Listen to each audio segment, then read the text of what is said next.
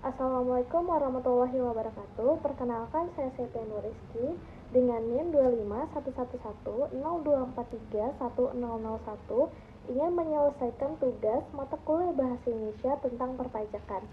Baik, di sini saya akan mengambil tema tentang awal mula perpajakan sebelum ada di Indonesia.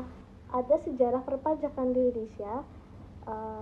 Sebelum kemerdekaan, sejarah perpajakan di wilayah Indonesia itu sudah dimulai sejak sebelum adanya kemerdekaan. Jadi, pada masa itu, bentuk pajak itu sangat dipengaruhi oleh kebijakan penguasa yang sedang memerintah.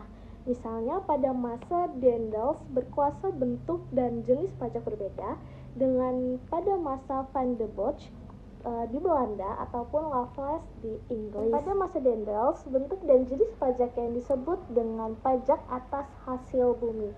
Dan pada masa Raffles, dibentuk jenis pajak baru yang disebut Laudren dengan alasan pembenaran adalah bahwa tanah yang digarap petani adalah milik raja dan untuk itu petani membayar sewa raja dalam bentuk pajak tanah.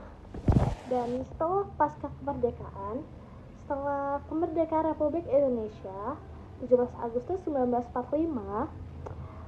Republik Indonesia yang baru berdiri belum memiliki undang-undang tentang perpajakan.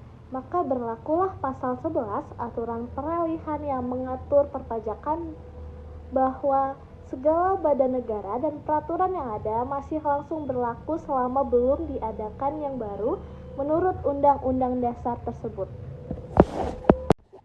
Dan dengan demikian, perpajakan yang ada sebelum kemerdekaan masih tetap berlaku sebagai undang-undang perpajakan di Indonesia yang baru merdeka. Oleh karena itu, pemungutan pajak awal kemerdekaan dilakukan berdasarkan peraturan pajak yang ada pada zaman kolonial, yaitu peraturan perpajakan pemerintah Hindia Belanda. Oke, begitu saja penjelasan saya tentang hukum perpajakan di Indonesia. Saya akhiri. Wassalamualaikum warahmatullahi wabarakatuh.